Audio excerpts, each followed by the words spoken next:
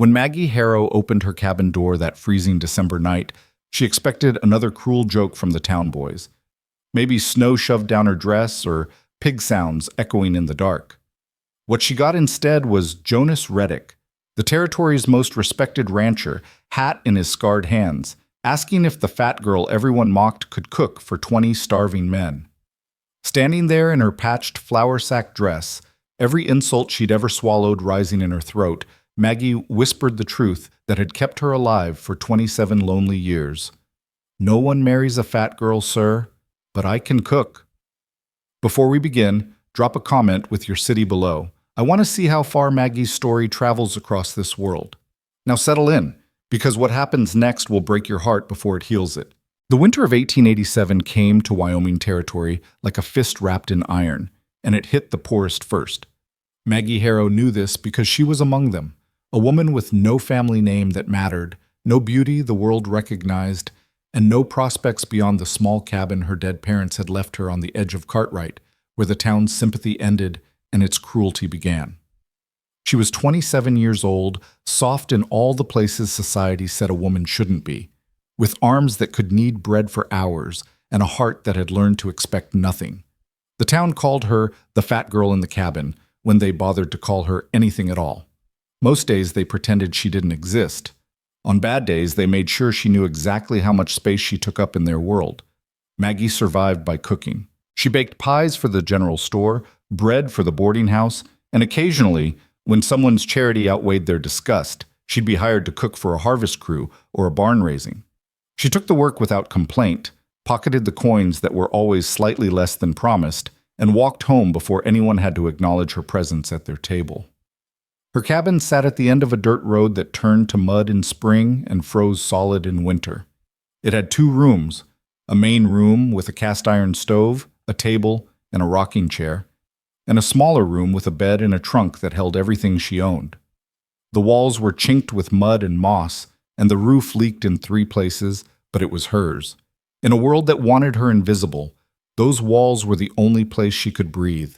On this particular December night, the wind screamed through the canyon like something dying, and the temperature had dropped so fast that the water in her wash basin had frozen solid by supper time.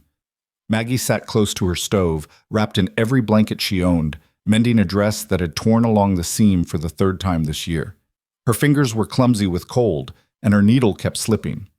She was concentrating so hard on her stitching that the knock on her door made her jump, sending the needle clattering to the floor. Nobody knocked on Maggie Harrow's door after dark. Nobody knocked on Maggie Harrow's door at all, unless it was the preacher's wife delivering charity with a sermon attached, or the town boys looking for entertainment at her expense. Her heart began to pound, not with hope, never with hope, but with the learned wariness of someone who'd been the punchline too many times to count. She rose slowly, her joints stiff from the cold, and approached the door. "Who's there?" "Jonas Reddick, ma'am. I apologize for the late hour." Maggie's hand froze on the door latch. Jonas Reddick. Everyone in the territory knew that name. He owned the largest cattle operation within 100 miles, employed more men than the railroad, and had a reputation for fairness that was rare in these parts. He was also, according to the whispers she'd overheard at the general store, heartbroken and difficult. A widower who'd lost his wife to childbirth 5 years back and hadn't smiled since. What in God's name was Jonas Reddick doing at her door? She opened it a crack, and the wind immediately tried to rip it from her hands. Reddick stood on her porch, a tall man in his late 30s with a face carved by weather and worry. His hat was pulled low against the wind, but she could see his eyes, gray as winter sky and just as unforgiving, taking her in with one sweep. "Ma'am," he said, and his voice was rough, like he didn't use it often. "I need to hire a cook." Maggie stared at him. This had to be a joke. Some elaborate cruelty the town had cooked up. "Sir, I think you've—" "20 men," Reddick continued, cutting through her protest. "At my ranch. My previous cook quit 3 days ago. Took the train east without notice. The hands are eating burned beans and hard biscuits, and morale's dropping faster than the temperature. I've asked every boarding house and restaurant in town. Mrs. Chen at the hotel said you were the best cook she'd ever met, but that you'd probably say no because—" He paused, and something that might have been discomfort crossed his weathered face. "Because people in this town don't treat you right." The wind howled between them. Maggie's throat felt tight, full of words she'd swallowed for years. Mrs. Chen said that? She said a lot of things. Reddick's jaw tightened. Mostly about what a pack of fools this town is. Are you going to make me stand out here all night, or can we discuss terms? Maggie stepped back and he entered, bringing the smell of snow and horses with him. He was bigger than she'd expected, the kind of man who'd spent his life doing hard work, but he moved carefully in her small space, like he was afraid of breaking something. He removed his hat, revealing dark hair silvered at the temples, and waited while she lit a second lamp. I can't pay what a hotel would, he said, his eyes moving over her cabin. The patched quilts, the carefully organized shelves, the spotless floor despite the poverty of everything else. But I can offer room and board at the ranch, $40 a month, and respect from every man under my employ, or they'll answer to me. The work's hard, 3 meals a day, biscuits at dawn, dinner not before 8. But the kitchen's well stocked, and I don't tolerate waste or cruelty. $40. Maggie's hands trembled.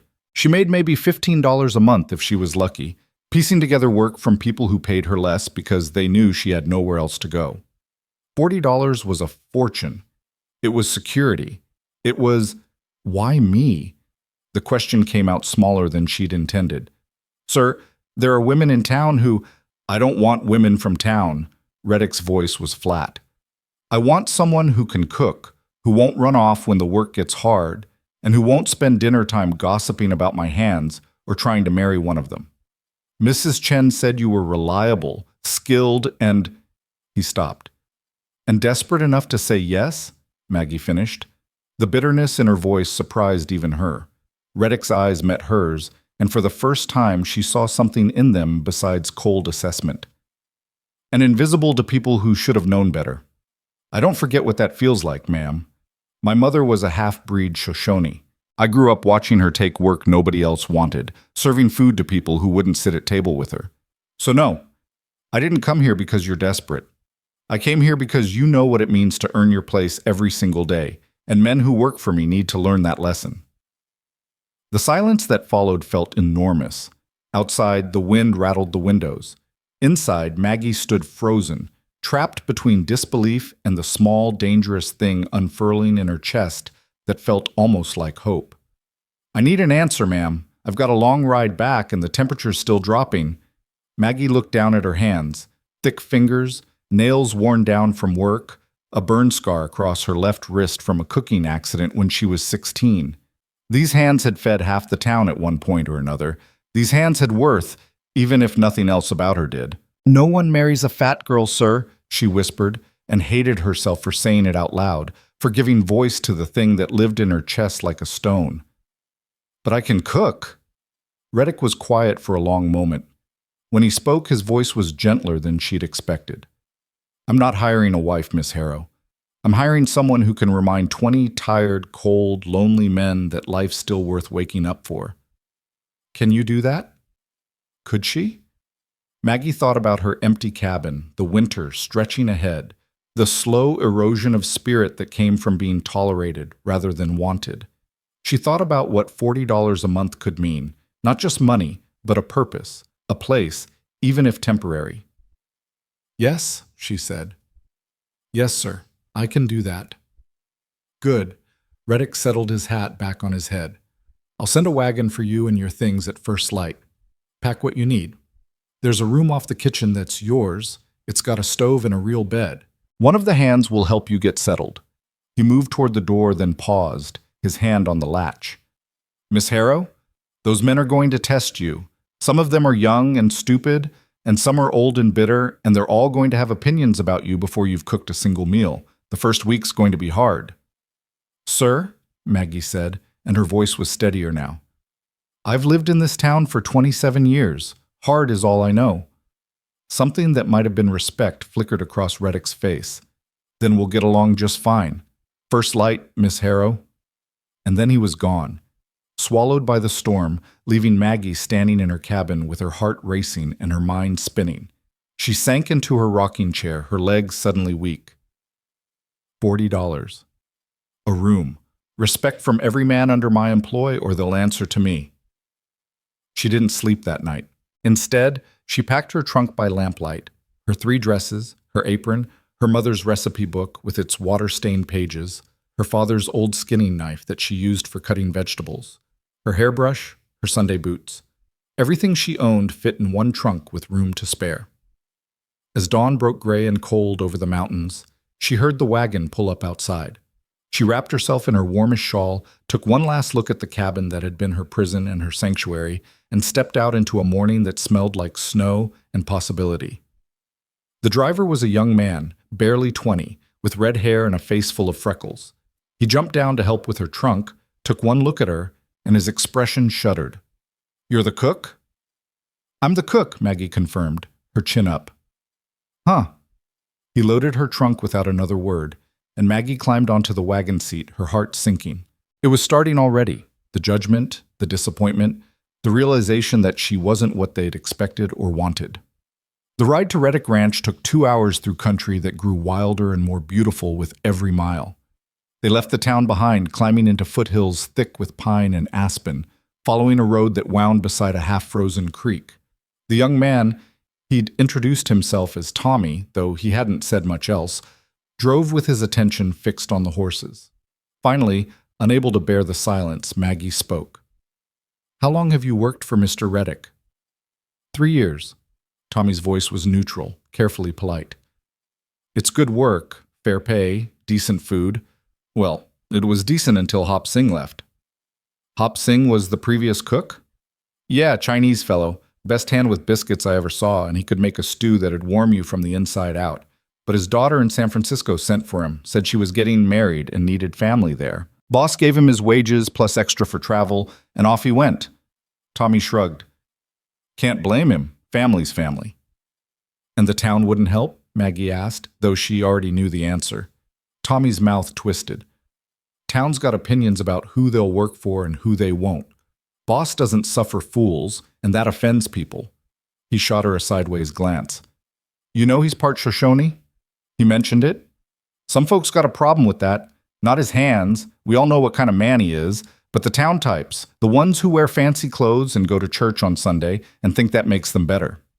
Tommy spat over the side of the wagon. "Boss doesn't need their approval, but it costs him sometimes. Like when he needs a cook and the respectable ladies won't come." So that was it.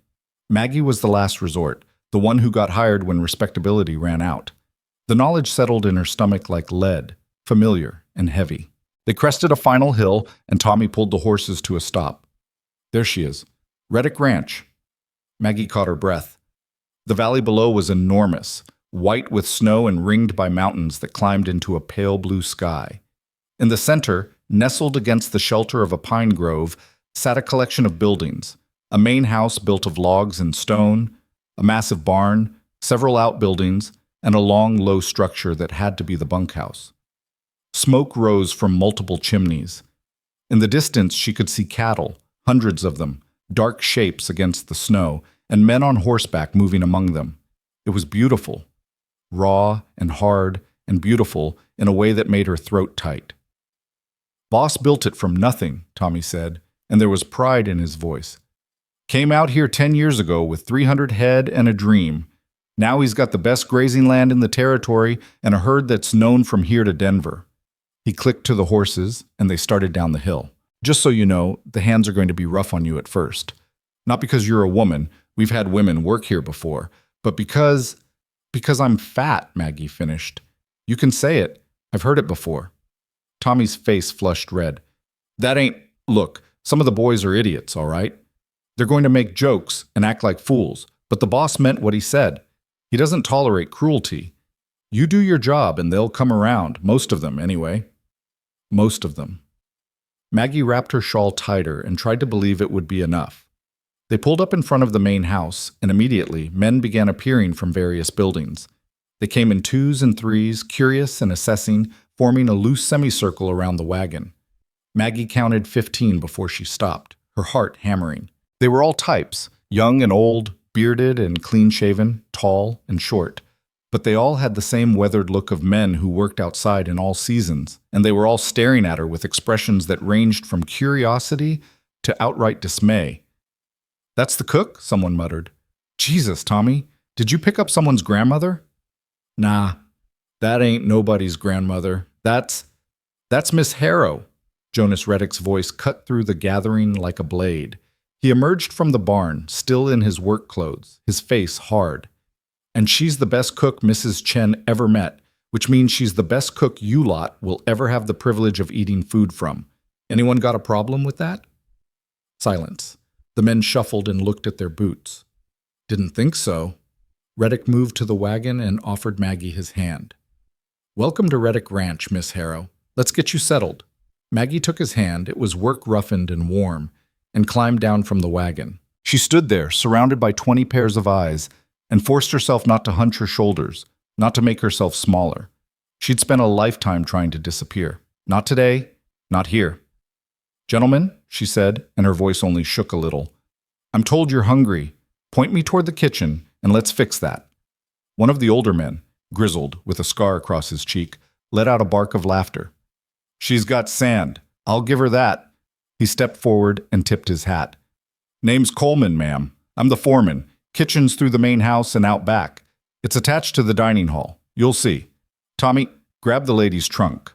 The men parted to let her through, and Maggie followed Coleman toward the main house, her back straight, her hands steady. Behind her she heard whispers and chuckles, but she didn't turn around. She'd learned long ago that showing pain only made it worse. The kitchen was exactly what Reddick had promised.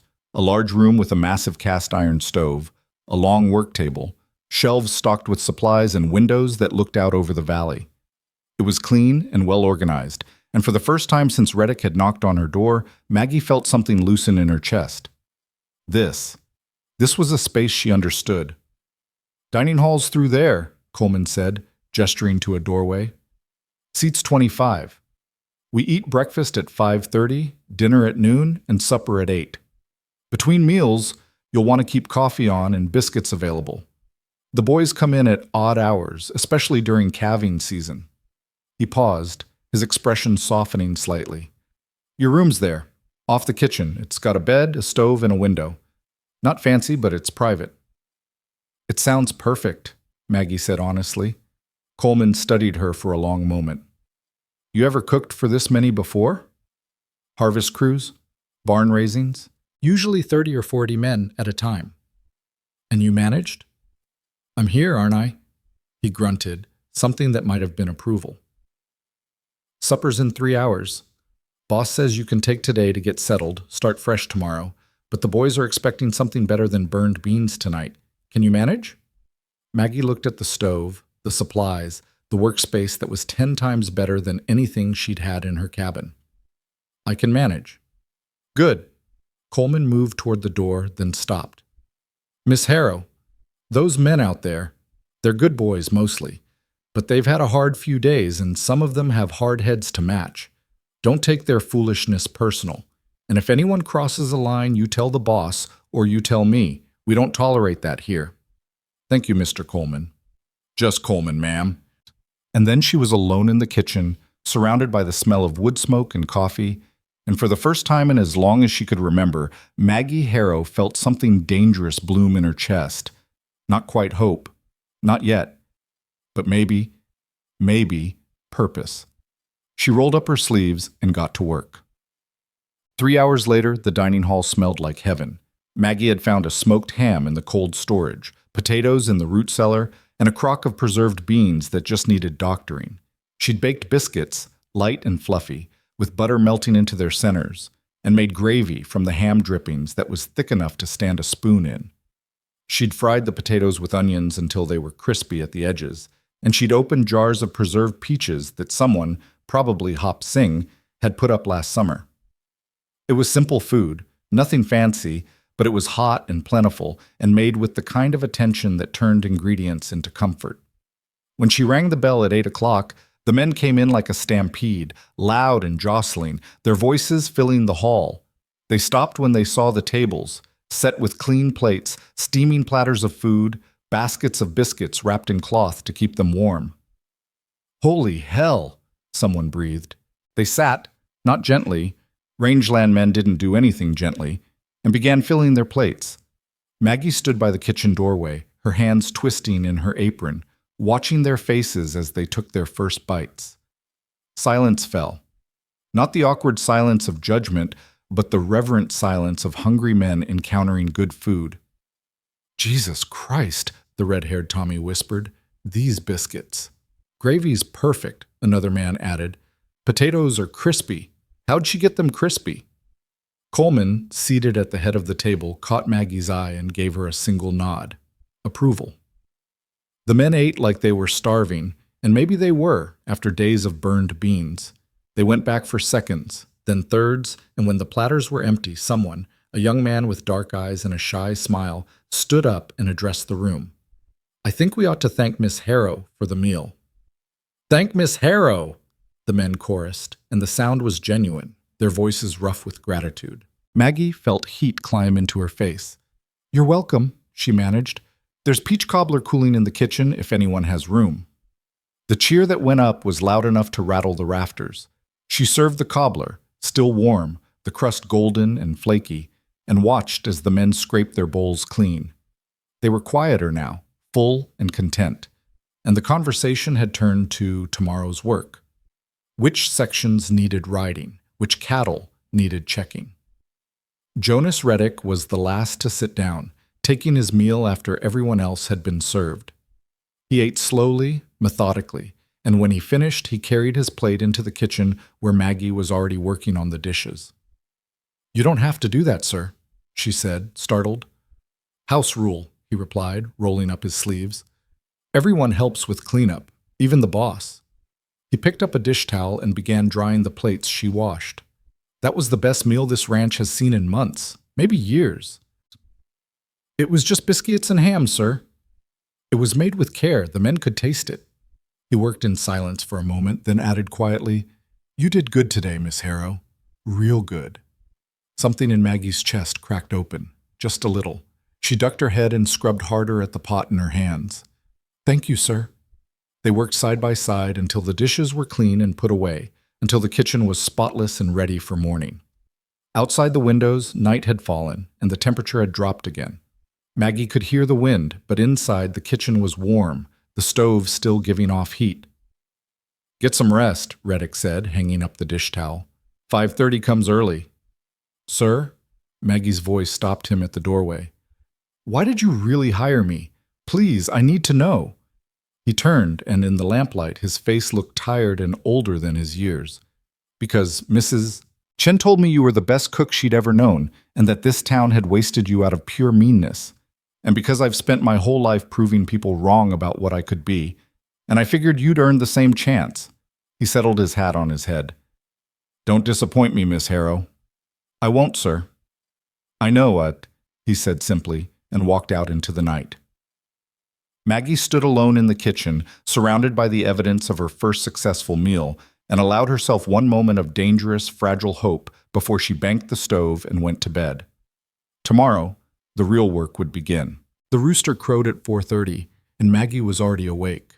She'd barely slept, her mind racing with menu plans and worry, her body unused to the narrow bed with its surprisingly clean sheets and thick quilt.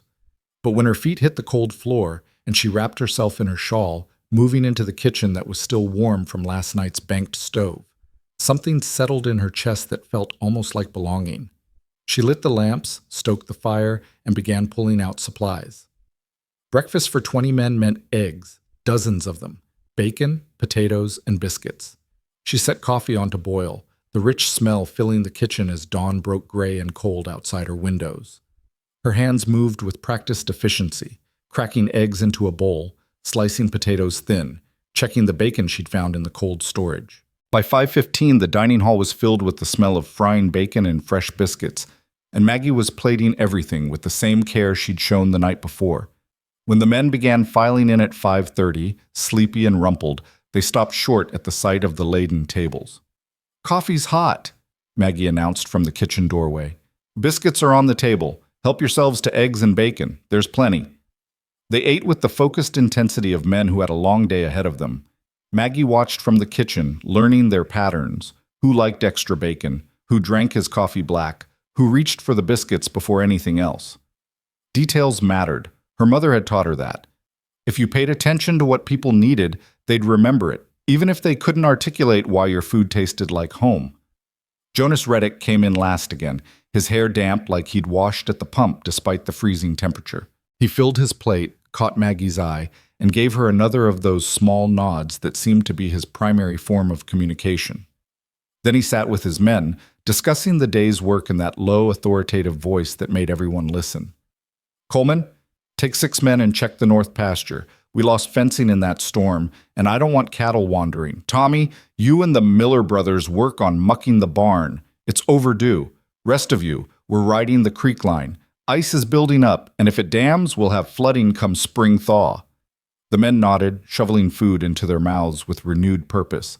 This was a working ranch, and there was no time for leisure, not with winter pressing down hard and cattle depending on human hands to survive.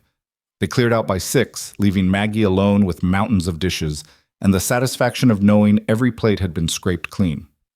She was elbow deep in dishwater when she heard boots on the wooden floor behind her. "Miss Harrow?" She turned to find the young man from last night, the one with dark eyes and the shy smile. Up close, he looked barely 18, with smooth cheeks and hands that hadn't quite toughened into a man's yet. "Yes?" "I'm Ben Suarez." He twisted his hat in his hands. "I just wanted to say, those biscuits last night, and this morning too, they reminded me of my mama's cooking. She died 2 years back, and I ain't had nothing taste like home since then. So, thank you." Maggie's throat went tight. "You're very welcome, Ben." He nodded, flushing red, and practically ran from the kitchen. Maggie stood there, her hands dripping soap, and felt that dangerous crack in her chest widen a little more. The days fell into a rhythm that was brutal and beautiful in equal measure. Maggie rose before dawn, cooked 3 meals a day for hungry men, and fell into bed after 8 o'clock supper with her feet aching and her hands raw from work. But slowly, gradually, she began to notice changes. The men stopped staring quite so obviously when she walked through the dining hall. Their comments shifted from crude observations about her size to discussions of whether she'd make her cornbread again, or if there might be pie for Sunday dinner. They started saying please and thank you without prompting, and when someone, a grizzled hand named Peterson, made a joke about how much flour she must go through feeding herself, Coleman shut him down with a glare sharp enough to draw blood. "You got something to say about Miss Harrow's cooking, Peterson?" "No, sir. Just making conversation." "Then keep your conversation to topics that don't insult the woman who's keeping you fed. Clear?" "Clear, Coleman." Maggie, hidden in the kitchen doorway, felt something warm bloom beneath her ribs. Respect. Maybe that's what this was. The slow, hard-won respect of men who'd learned to judge by results rather than appearances. She began leaving small kindnesses around the ranch. Biscuits wrapped in cloth in the barn for the men working late. Extra bacon in Ben Suarez's breakfast, because she'd noticed he was growing like a weed and always hungry. Cookies in Coleman's saddlebag when he rode out for days checking distant pastures. She never announced these gestures, never called attention to them, but she knew they noticed. Men who spent their lives in hard conditions learned to pay attention to small mercies. And Jonas Reddick, he kept appearing in her kitchen after dinner, rolling up his sleeves without a word and taking his place at the dishwashing station. They worked in silence mostly, the quiet companionable rather than awkward, and Maggie found herself watching him from the corner of her eye. The way his hands moved, efficient and careful. The way he stacked plates with the precision of someone who'd done this work before. The way he sometimes hummed under his breath, a tune she didn't recognize but that sounded like something mournful and old. One night, 3 weeks into her tenure at the ranch, she finally worked up the courage to ask. "Sir, why do you wash dishes? You're the boss. Surely someone else could—" "My mother washed dishes for white families her whole life," Reddick said, his voice quiet. "She'd come home with her hands cracked and bleeding, and my father would wrap them in cloth and tell her she was working herself to death. But she kept doing it because it kept us fed." He dried a plate with meticulous care. "When she died, I was 15, I promised myself I'd never be too important to do the work that kept me alive. Dishes remind me of that." Maggie swallowed hard. "She sounds like she was a strong woman." "Strongest I ever knew, until she wasn't." He set the plate down. "The town called her a squaw, said she was dirty, said she didn't belong. But she could cook better than any white woman they had, and she kept their houses cleaner than they kept themselves. They took her work and gave her contempt in return. His gray eyes met Maggie's. Sound familiar? Yes, Maggie whispered. Yes, it does. That's why I hired you, Miss Harrow. Not charity, not pity, because I know exactly what you're worth even if this godforsaken territory doesn't. He walked out before she could respond, leaving her standing in the kitchen with tears burning behind her eyes and something fierce and grateful lodged in her throat. The weather turned colder still, and with it came the first real test of Maggie's place at Reddick Ranch. It happened during the dinner rush on a bitter January afternoon. The men had been riding in brutal conditions all morning, checking cattle in weather that made exposed skin go numb in minutes. They came in frozen and exhausted, shedding coats and gloves, their faces red with windburn. Maggie had prepared beef stew, thick with potatoes and carrots, rich with herbs, the kind of meal that warmed from the inside out, and fresh bread that she'd timed to come out of the oven just as they sat down. She'd even made extra, knowing they'd need the calories to get through the afternoon. The men filled their bowls and began eating, and for a few minutes there was only the sound of spoons scraping pottery and the occasional grateful sigh. Then Peterson, always Peterson, spoke up, his voice carrying across the hall. You know what this stew reminds me of? That tavern in Laramie where they served food in troughs, real slophouse style. A few uncomfortable laughs. Maggie, standing in the kitchen doorway, felt her face heat. Peterson, Coleman's voice held warning. What? I'm just saying it's peasant food, nothing fancy about it. Peterson leaned back in his chair, playing to his audience now. Though I suppose we should be grateful. Takes a certain kind of woman to cook this much food. A real, substantial woman. The laughter was louder now, though some of the men looked uncomfortable. Ben Suarez stared at his bowl, his face flushed. Tommy opened his mouth like he wanted to say something, then closed it again. Maggie stood frozen, every old wound opening at once. Substantial. Another word for fat, for taking up too much space, for being the kind of woman men mocked rather than wanted. She should have known better than to hope, should have known that a few weeks of decent behavior didn't erase a lifetime of learning what men really thought of women who looked like her. She was turning to retreat into the kitchen, to hide her burning face and the tears that threatened, when Jonas Reddick's voice cut through the room like winter wind. Get out! Peterson blinked. Boss? I said get out. Reddick stood, his chair scraping loudly. Take your bowl, eat in the barn, and think real hard about whether you want to keep working here. I was just making a joke. You insulted Miss Harrow's cooking, called it peasant food and slop, and made comments about her body at my dinner table. Reddick's face was stone. That breaks 3 rules. Disrespecting someone under my protection, creating a hostile environment, and being an ungrateful bastard while eating food you don't deserve. So get out, and don't come back until you've decided if you can act like a man instead of a schoolyard bully. Peterson's face went red, then white. He looked around the table for support, but every man there was suddenly very interested in his stew. Even his usual friends wouldn't meet his eyes. Fine, Peterson muttered, grabbing his bowl and stalking toward the door. Didn't know we had to worship the ground she walks on just to eat. You don't have to worship anything, Reddick said, his voice deadly quiet. You just have to show basic human decency. If that's too much to ask, there's a dozen other ranches between here and Cheyenne that'll take a hand like you, but they won't feed you this well, and they won't be as patient with your mouth. Peterson slammed the door on his way out. The silence that followed was thick enough to cut. Then Coleman stood up, his expression hard. Miss Harrow, I apologize for Peterson's behavior. It won't happen again. It won't, Reddick agreed. And just so we're all clear, Miss Harrow's cooking is the best thing about this ranch right now. She gets up before dawn, works all day, and makes sure every one of you has hot food waiting no matter what time you drag yourselves in. Anyone who's got a problem with that can draw their pay and ride out tonight.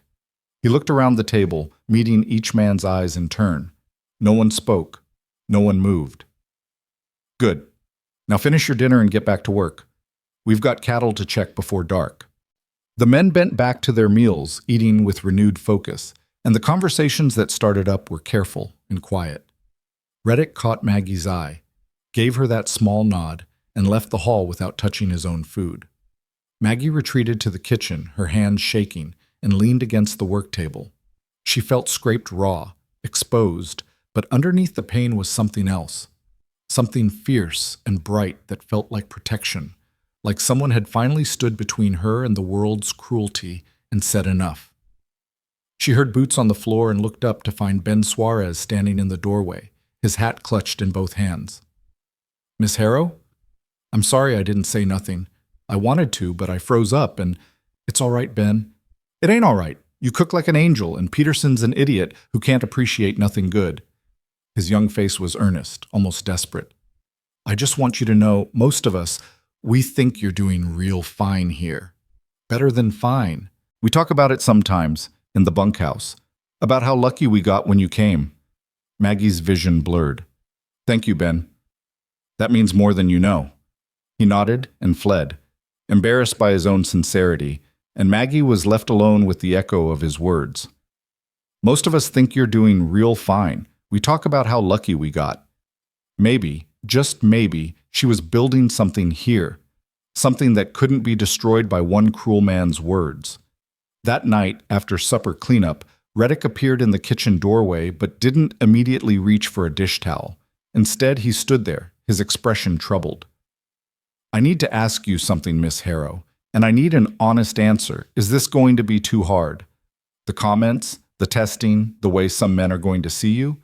Because if it is, if you want to go back to town, I'll pay you for the time you've worked and arranged transportation. No judgment." Maggie looked at him, this hard, complicated man who'd stood up for her at his own dinner table, who'd sent a hand to the barn for insulting her, who washed dishes beside her every night like it was a sacred duty. She thought about her cabin in town, cold and empty. She thought about the years of whispers and turned backs and charity that felt like punishment. Then she thought about Ben's shy gratitude, Coleman's gruff protection, and the way the men had started tipping their hats when she passed. She thought about this kitchen, the best she'd ever worked in, and the food she made that turned hard men soft for just a moment. "Sir," she said quietly, "I've been too hard my whole life. At least here, the work means something. At least here, someone notices when I do good.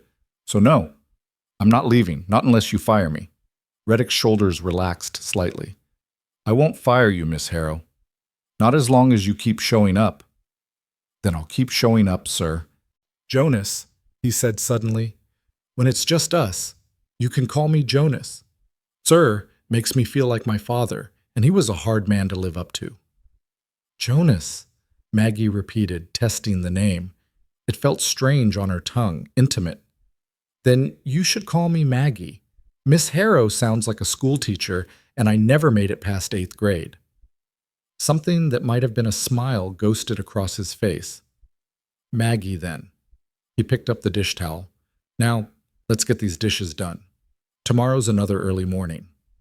They worked in their usual silence, but it felt different now, warmer, closer, like they'd crossed some invisible line and found themselves in new territory. When the last plate was dried and put away, Jonas paused at the doorway. "Maggie? That stew today wasn't peasant food. It was exactly what we needed, warm, filling, honest. Don't let Peterson make you doubt that." He left before she could respond, and Maggie stood in her kitchen, her heart doing something complicated and dangerous in her chest, and wondered when this place had stopped feeling like a job and started feeling like home.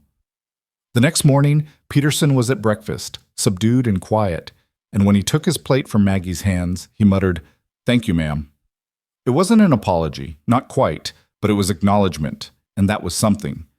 Winter deepened, bringing storms that lasted days and temperatures that made the water in the pump freeze solid. The men worked in brutal shifts, breaking ice for cattle, hauling feed through snow that came up to their knees, checking for frostbite and illness among the herd. They came in exhausted, sometimes so cold they could barely speak, and Maggie made sure there was always hot coffee, warm bread, and whatever comfort she could provide. She learned their stories in pieces. Tommy, who'd run away from an abusive father, in St. Louis; Ben, whose family had died of typhoid and left him orphaned at 16.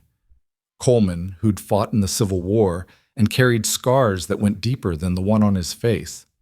These were men who'd been broken and rebuilt, who understood that survival meant showing up every day even when it hurt. They were, she realized, not so different from her. One night in late January, a blizzard hit with such force that visibility dropped to nothing within minutes. The men who were out checking cattle came staggering back in ones and twos, frost-covered and shaking, and Maggie and Jonas moved through the organized chaos of getting everyone warm and fed. She made coffee so strong it could strip paint, heated water for washing frozen hands, and kept stew on the stove for hours as men trickled in. By 9 o'clock, everyone was accounted for except Tommy and Ben, and Jonas was pacing the dining hall like a caged wolf, his face tight with worry.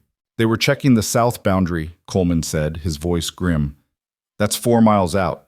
If they got caught when this hit— They're smart boys, Jonas interrupted. They'll hole up, wait it out.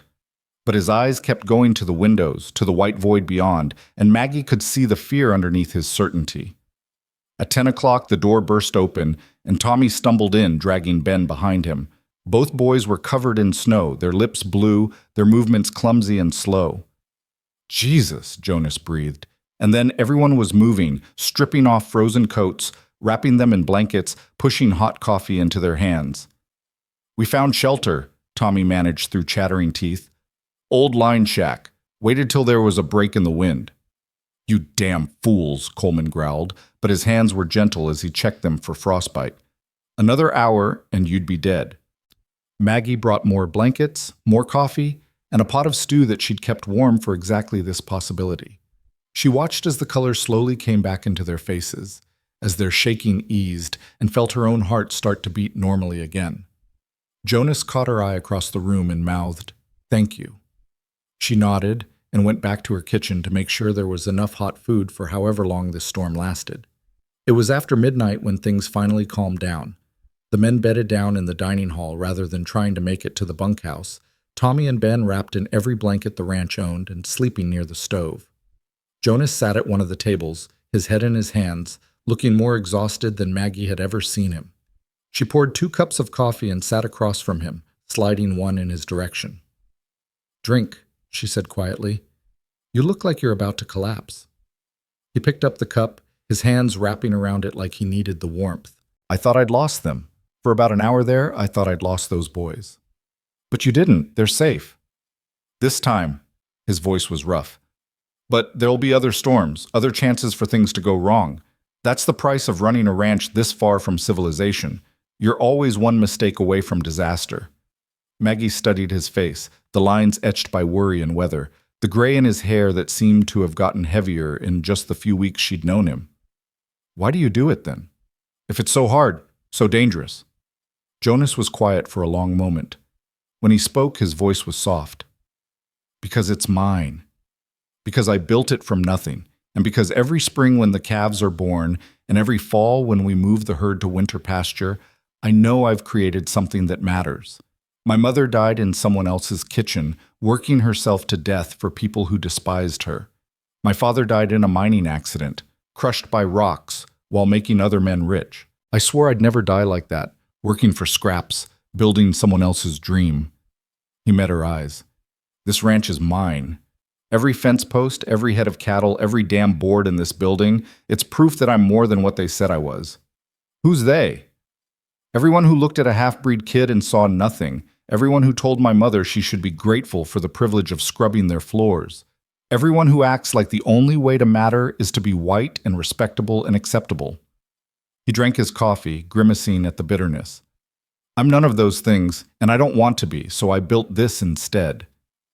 Maggie felt something shift in her chest, a recognition so profound it took her breath. "I understand," she said quietly. "I understand exactly what you mean." "I know you do. That's why you're still here."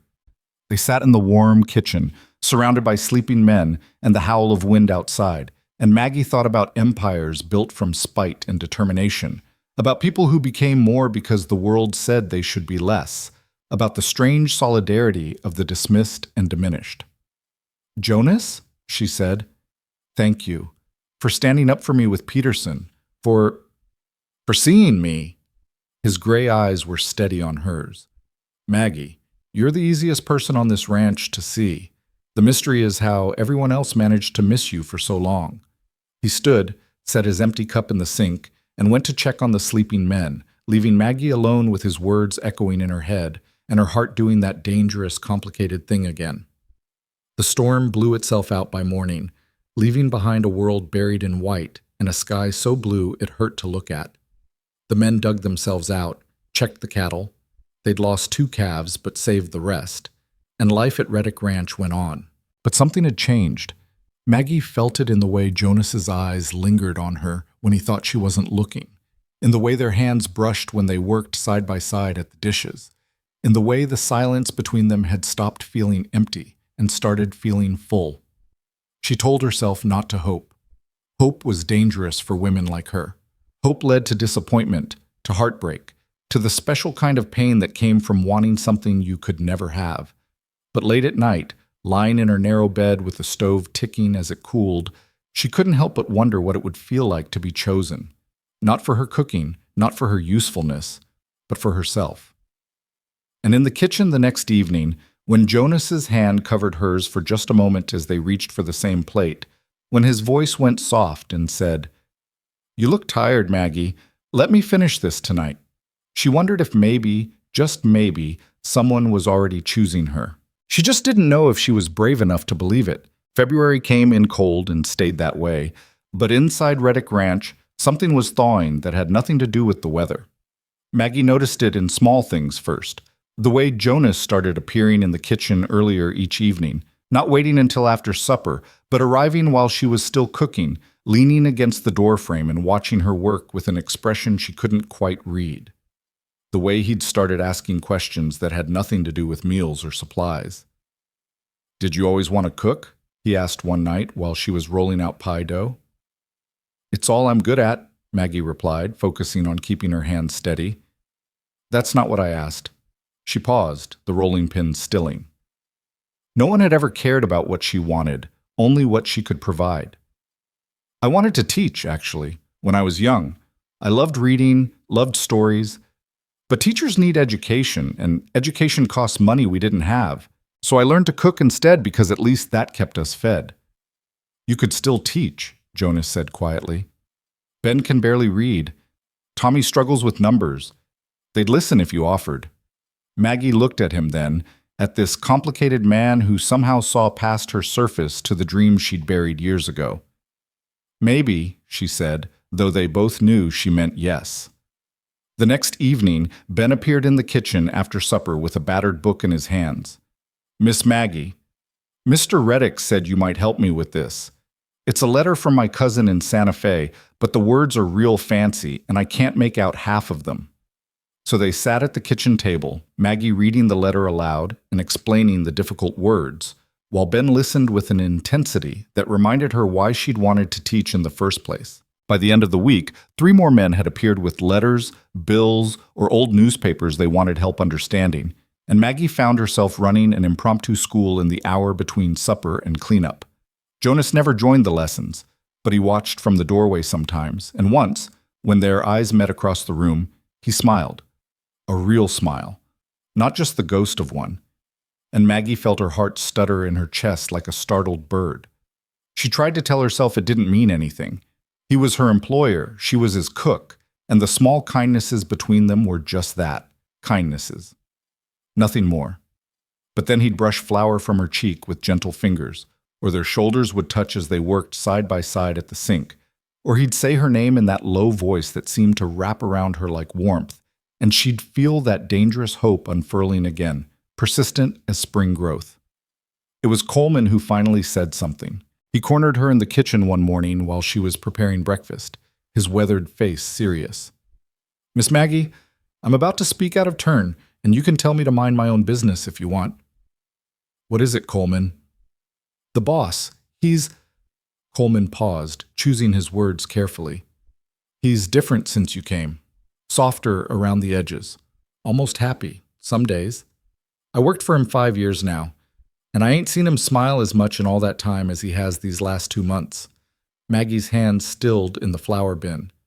"I'm sure he's just pleased to have decent meals again." "It ain't about the meals, and you know it." Coleman's voice was gentle but firm.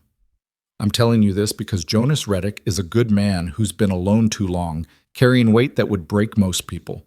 And you're the first person I've seen who looks at him and don't see either the half-breed bastard the town despises or the rich rancher they want favors from. You see him, and he sees you right back. Coleman, I ain't saying you got to do anything about it. Just don't talk yourself out of something good because you think you don't deserve it. Life's too hard and too short for that kind of thinking. He left her there, heart pounding, flour dusting her hands like snow, and all through breakfast service she couldn't stop thinking about his words. You see him, and he sees you right back. That night, after the dinner dishes were washed and put away, after the men had retreated to the bunkhouse and the ranch had settled into its evening quiet, Jonas lingered in the kitchen longer than usual. He stood by the window, looking out at the star-scattered sky, and when he spoke, his voice was careful, like he was testing the weight of each word. Maggie, can I ask you something personal? Yes, she said, though her throat had gone tight. Why do you always assume the worst? About yourself, I mean. Whenever someone compliments your cooking, you say it's nothing special. When Ben thanks you for the reading lessons, you act like it's no trouble. When I tell you you're doing good work, you look surprised, like you can't believe I mean it. He turned from the window, his gray eyes searching her face. Why? Maggie stared at her hands, at the burn scars and calluses that told the story of her life. Because for 27 years, that's what everyone told me, that I was nothing special, that I should be grateful anyone paid me at all, that women who look like me should accept whatever scraps were offered and not ask for more. Her voice cracked slightly. It's easier to believe them than to hope they're wrong. They are wrong. Jonas crossed the space between them in 3 strides, and suddenly he was right there, close enough that she could see the silver threading through his dark hair, close enough to smell pine and wood smoke on his clothes. They're wrong about you, Maggie. You're not nothing. You're not scraps. He stopped, something like frustration crossing his face. You're the best thing that's happened to this ranch in years. And I'm not just talking about the food. Jonas? His name came out as barely a whisper. I know I shouldn't say this. I know you work for me, and that makes everything complicated.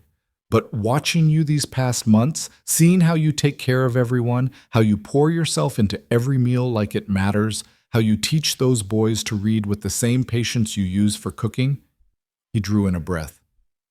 You make this place feel like home, Maggie, and I haven't had a home since my mother died. Maggie's eyes burned. Please don't say things like that if you don't mean them. I mean every word. His hand came up, hovering near her face like he wanted to touch her but wasn't sure if he should. I've been half in love with you since that first night when you stood in front of 20 judgmental men and offered to feed them. And I'm all the way in love with you now, watching you be braver and kinder than anyone has a right to be. The kitchen seemed to tilt. Maggie grabbed the edge of the table to steady herself, her heart hammering so hard she thought it might break through her ribs. You can't mean that. Men like you don't, women like me don't. Don't tell me what I mean. Jonas's voice was firm but not unkind. I know my own heart, Maggie. The question is whether you're willing to believe it. Before she could answer, before she could think of words adequate to the moment, a sound cut through the night that made them both freeze.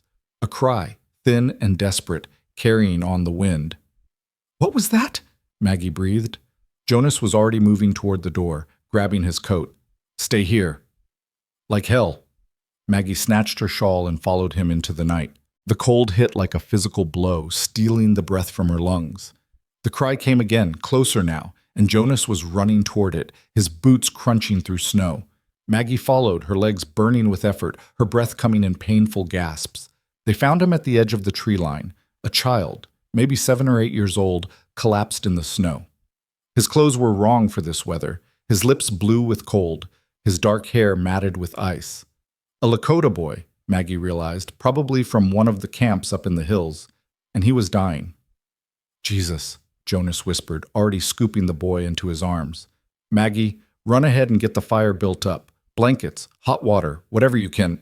But Maggie was already running, her heavy body moving faster than it had in years, fueled by pure desperate need. She burst into the kitchen and began moving with the efficiency of emergency, stoking the fire until it roared, filling pots with water to heat, dragging every blanket from her room and the dining hall. Jonas came in carrying the boy, who was barely conscious, his small body shaking with violent shivers. They laid him on the floor in front of the stove, stripped off his frozen clothes, and wrapped him in blankets while Maggie heated broth and prepared cloths soaked in warm water to thaw his frozen fingers and toes. "What's a Lakota boy doing out here alone?" Maggie asked, gently washing ice from the child's hair. "Nothing good." Jonas's face was grim. "There's been talk in town about the camps being moved again, soldiers forcing them to smaller territories. Sometimes families get separated in the chaos. Sometimes children get lost." The boy's eyes fluttered open, dark eyes filled with pain and fear. He said something in Lakota, his voice barely audible. "I don't speak it well," Jonas admitted. "My mother tried to teach me some Shoshone, but..." He tried anyway, words that sounded awkward in his mouth, and the boy's expression flickered with something like hope before his eyes closed again. "We need a doctor," Maggie said. "The doctor won't come for an Indian child, you know that." Maggie's hands clenched into fists. "Then we take care of him ourselves." They worked through the night, spooning warm broth into the boy when he could swallow, massaging feeling back into his frozen limbs, keeping the fire fed and the blankets warm. Somewhere around 3 in the morning, the boy began to cry, soft and hopeless, and Maggie gathered him into her arms and began to sing. It was an old song her mother had sung to her, something about stars and home and being safe, and though the boy couldn't understand the English words, he quieted, curling into her softness like she was the first comfort he'd known in a long time. Jonas watched them in the firelight, and when Maggie looked up, she saw something raw and unguarded in his expression that made her breath catch. By dawn, the boy, they'd learned his name was Running Bear, or something close to it in English, was sleeping peacefully, his color better, his breathing steady. Coleman appeared in the kitchen doorway, took one look at the scene, and disappeared without a word. He returned 10 minutes later with 5 other men, all of them silent and serious. "What's the situation, boss?" Coleman asked quietly. Jonas explained in low tones while Maggie kept vigil over the sleeping child. She heard the men's responses, some uncomfortable, some worried, but all of them willing to follow Jonas's lead. "He stays," Jonas said firmly. "Until he's well enough to travel, until we can figure out where his family is, he stays here. Anyone got a problem with that?" The men looked at each other. Tommy spoke first. "No problem here, boss. Kid needs help, we help him." "Agreed," Coleman said, and one by one, the others nodded. "Good. Now get to your work. Maggie's been up all night. Someone else is making breakfast this morning. I can..." Maggie started to protest, but Jonas cut her off with a look. "You've done more than enough. Let someone else carry the weight for once." So Maggie sat with Running Bear while the men cobbled together a breakfast of bacon and leftover biscuits, and Jonas dozed in a chair nearby, his hand resting on the rifle he'd brought in case anyone objected to their rescue. And when Running Bear woke properly, around noon, scared and confused but clearly stronger, Maggie was there with soup and soft words and a gentleness that transcended language. Over the next week, the boy slowly recovered. Maggie moved him to her room, she slept in the kitchen, insisting she was fine, and tended him with the fierce protectiveness of someone who knew what it felt like to be alone and afraid. Jonas worked on finding Running Bear's family, sending messages to the camps, speaking with traders who moved between the white and Lakota worlds. The men of Reddick Ranch, for their part, accepted Running Bear with a casualness that spoke to Jonas's leadership. They brought him small gifts, a carved horse from Coleman, a bright red scarf from Tommy, a handful of peppermints from Ben. They spoke to him in careful English and didn't seem bothered when he answered in Lakota. They made space for him at meals and treated him like any other child who needed care. And Maggie loved him with the hunger of someone who'd never had anyone to care for. She taught him English words while she cooked, let him help with simple tasks, held him when nightmares woke him crying in the dark. Running Bear followed her around the kitchen like a shadow, his dark eyes watching everything, slowly learning to trust that this strange place might be safe. Jonas watched it all with an expression that Maggie couldn't quite read, and late at night, when they finally had moments alone, he'd help with dishes and say nothing about the way she was pouring her whole heart into a child who wasn't hers and might not stay. 2 weeks after they'd found Running Bear, on a brutally cold afternoon, riders appeared on the road to the ranch. Jonas saw them coming, and his expression went hard. Maggie, Take Running Bear to your room. Don't come out until I tell you." "Jonas, what?" "Do it. Now." The urgency in his voice sent her moving. She gathered Running Bear, who'd sensed the tension and pressed close to her side, and retreated to her room, closing the door but leaving it open just a crack so she could hear. Voices in the yard, harsh and demanding. Then Coleman's voice, harder than she'd ever heard it. "This is private property. State your business." "We're looking for a Lakota boy. Reports say Reddick's keeping one here." "Who's reporting?" Jonas's voice, cold as winter ice. "That's not your concern. Indian children belong with their people, and the Army's moving those people to new territory. We're here to collect the boy." "The boy was dying when we found him. Frozen, abandoned, alone. We saved his life. And we're grateful. Now hand him over." "No." Silence. Then, "Mr. Reddick, I don't think you understand. This isn't a request." "And I don't think you understand." Jonas's voice dropped lower, more dangerous. "That child is under my protection.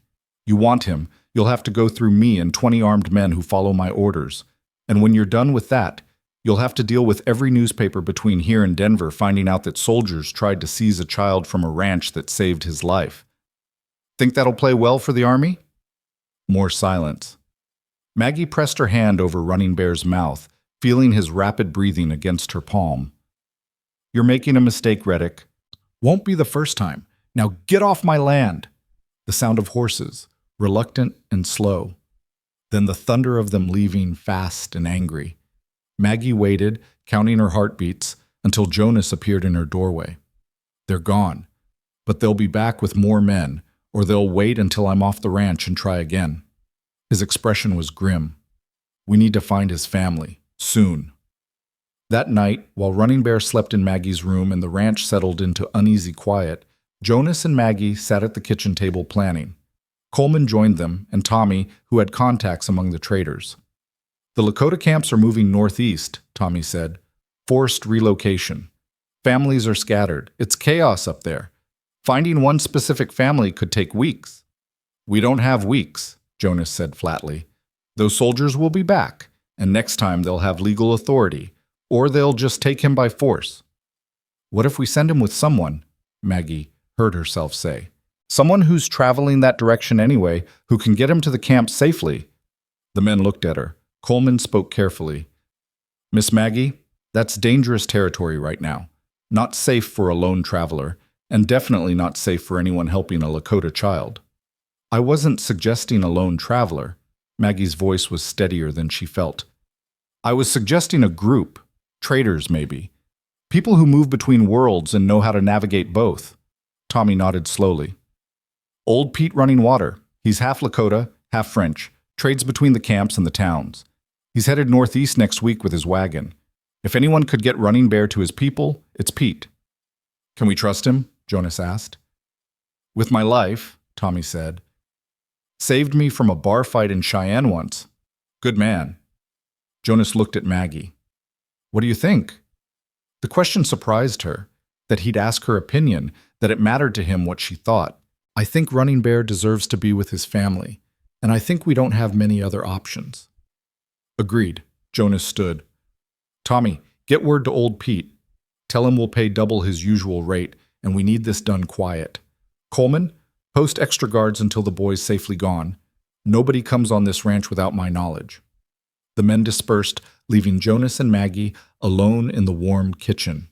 She stared at her hands, trying not to think about how much it was going to hurt to say goodbye to Running Bear, to send him into an uncertain future with people she didn't know. "Maggie," Jonas's voice was soft. "You did good. Finding him, saving him, caring for him. You gave that boy a chance at life. I wish I could give him more. You gave him everything you had. That's more than most people would have done." He reached across the table and covered her hand with his. "You're going to be a wonderful mother someday." The words hit her like a blow. Maggie pulled her hand back, pain lancing through her chest.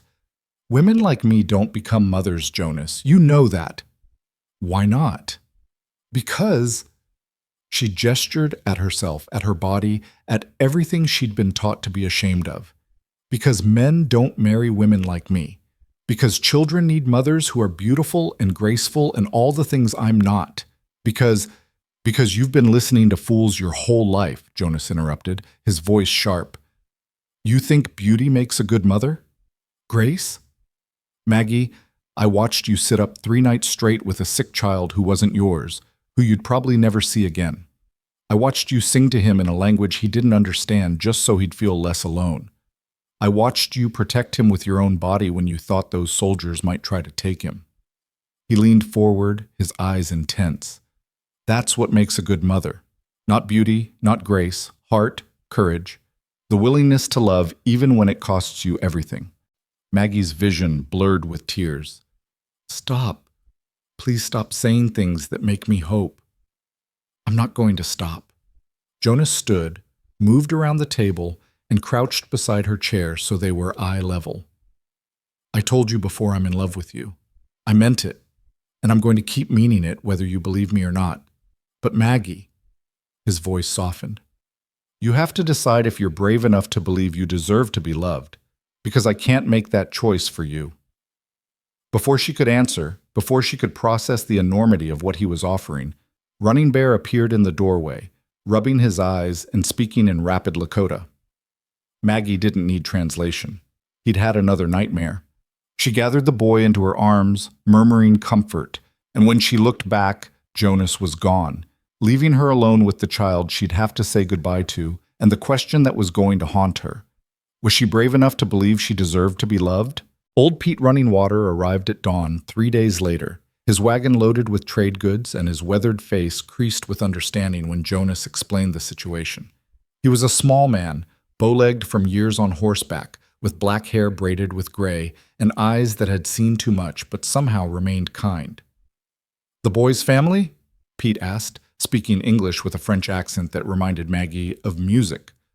We don't know for certain, Jonas admitted, but Tommy says there's a group from the Black Hills Band moving northeast. The boy's age and the direction he came from, it's our best guess. Pete nodded slowly. I know this band. Good people. They lost children in the confusion when the soldiers came. He looked at Running Bear, who was pressed against Maggie's side, his small hand clutching her apron. He is scared. He's safe here, Maggie said, her voice breaking slightly. He knows that, but he needs his family. You have been good to him. Pete's eyes were gentle on her face. He will remember this. When the world is cruel to our people, he will remember that one white woman had a kind heart.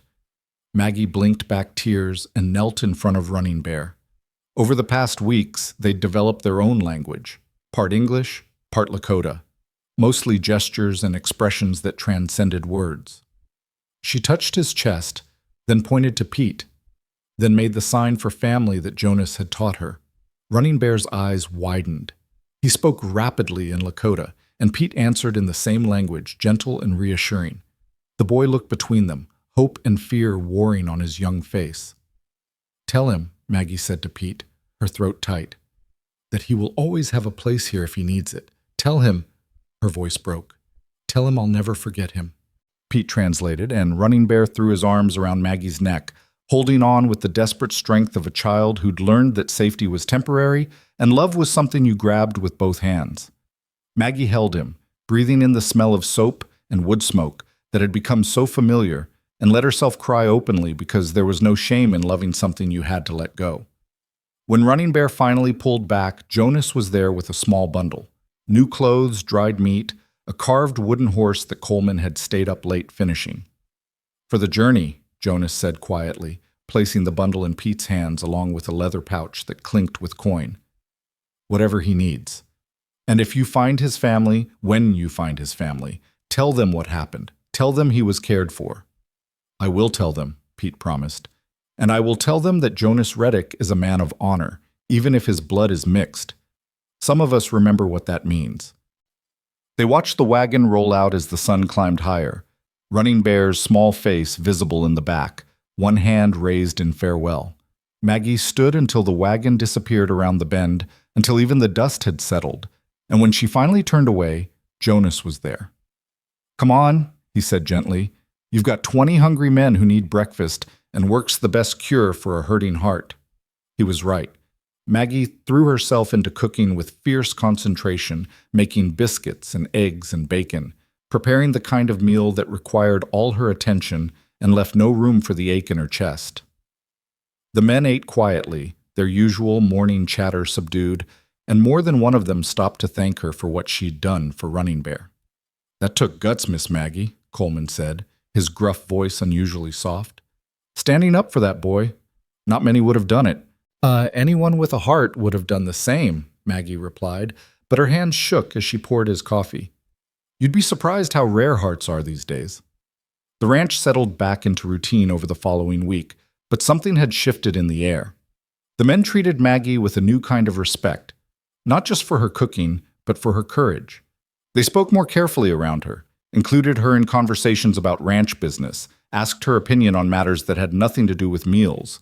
It was as if saving Running Bear had proven something to them, had moved her from hired help to someone who belonged. And Jonas watched her with an intensity that made her skin feel too tight, like he was waiting for something, some signal from her that she was ready to address the question he'd left hanging between them.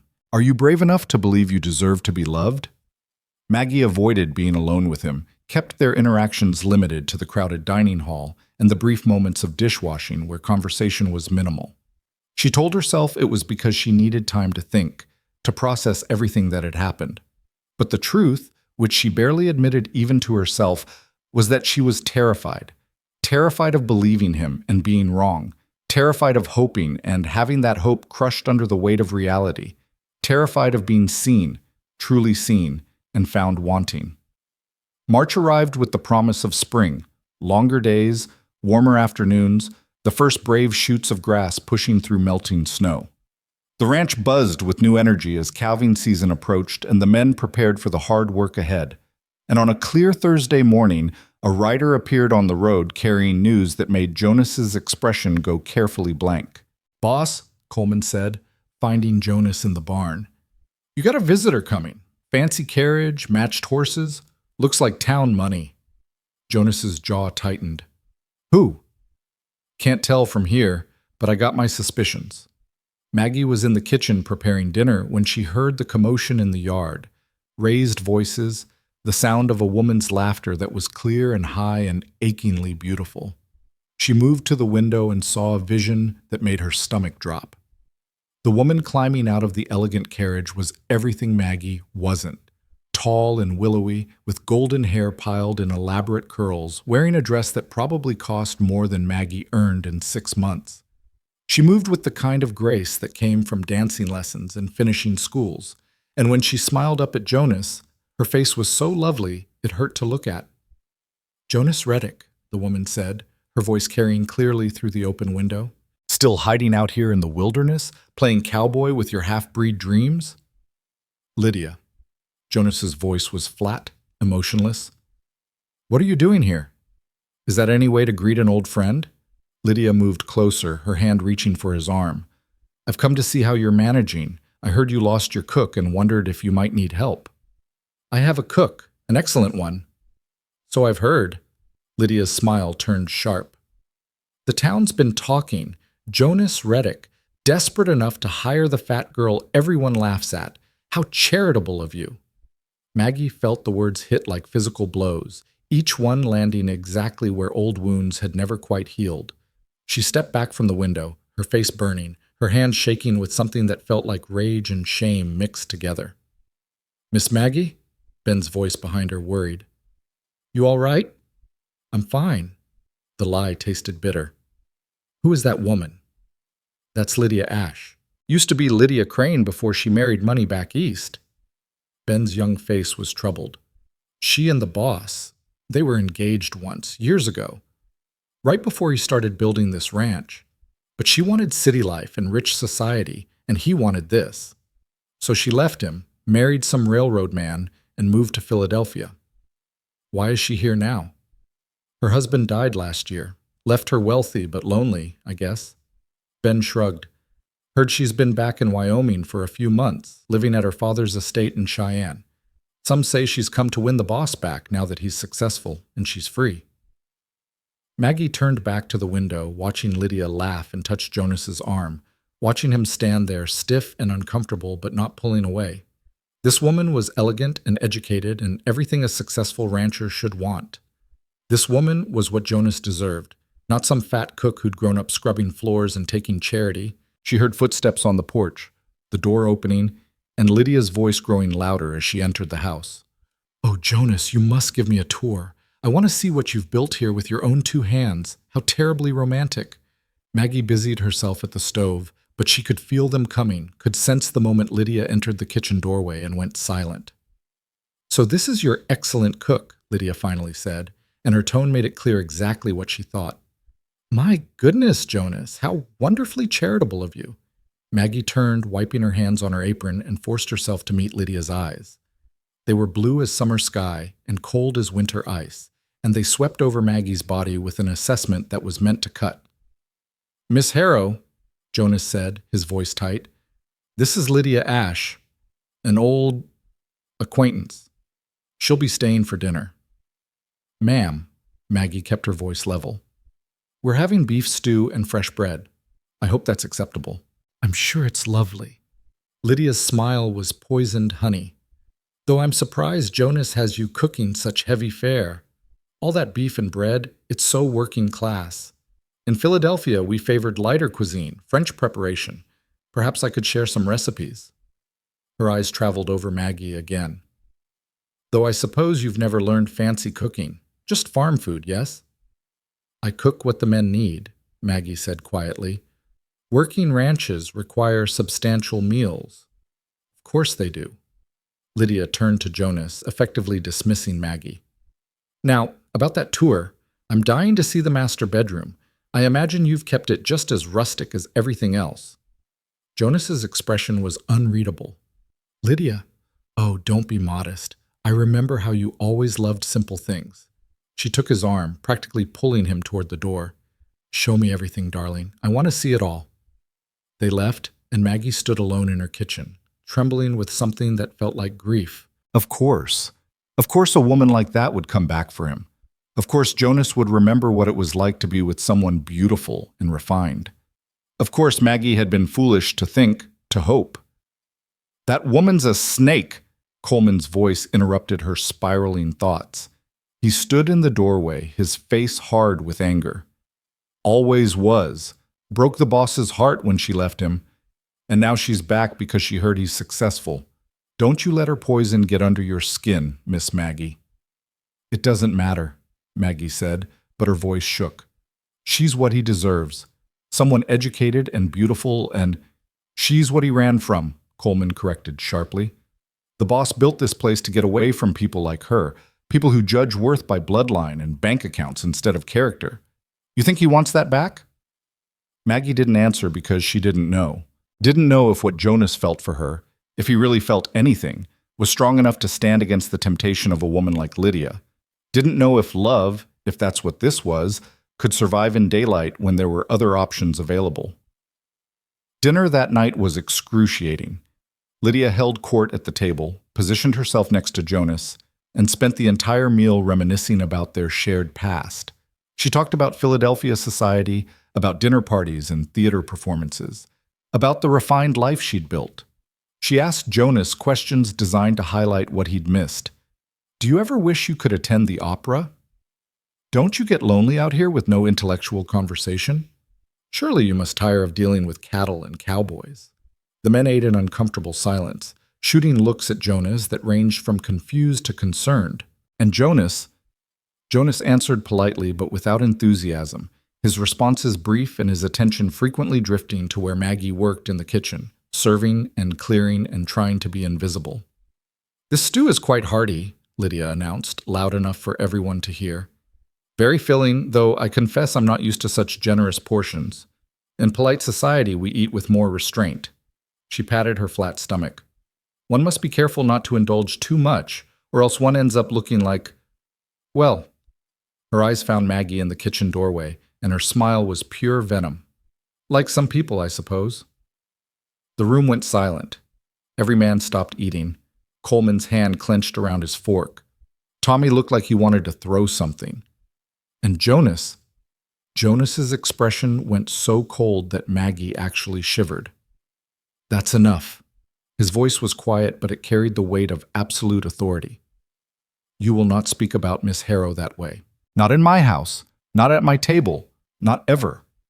Lydia blinked, her smile faltering. I was just making an observation. You were being cruel. There's a difference. Jonas stood, his chair scraping loudly.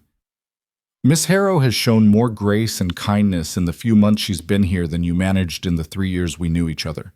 She cooks with care, teaches my men to read, saved a child's life, and never once complained about the hard work or the long hours.